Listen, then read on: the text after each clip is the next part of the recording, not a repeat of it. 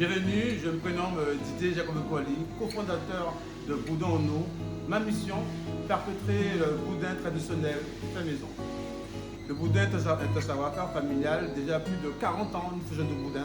C'est vrai que j'ai eu de la chance d'avoir cet héritage familial, tout simplement de ma mère, qui m'a mis la main à la pâte, on peut le dire ainsi. Et depuis, c'est devenu une passion.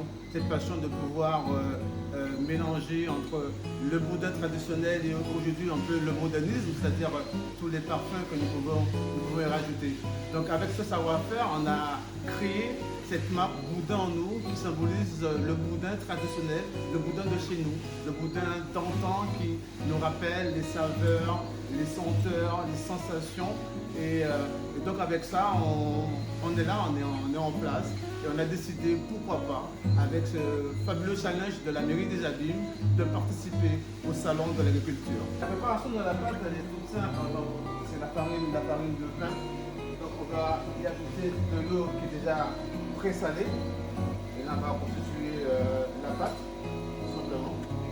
Donc la quantité d'eau est déjà calculée par rapport à la quantité de farine, bien entendu. Donc là, on va mélanger, on va malaxer un petit peu.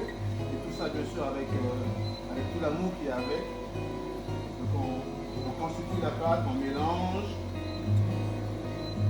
Et ensuite va arriver la phase où on va intégrer tout ce qui est comme épices. Donc les épices sont bien sûr les scies avec le thym, le persil qui est déjà pré-haché. Et bien sûr c'est du persil et du scie frais qui a été acheté sur le marché. Donc tout ça est déjà mélangé.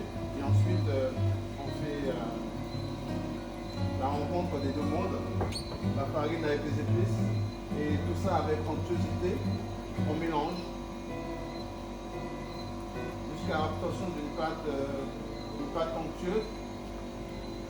Donc là on est dans la base du boudin. C'est à partir de là qu'on va confectionner les boudins en parfum. Ça ce sera la morue, au giromon, au lambi, ou tous les autres parfums que nous savons faire.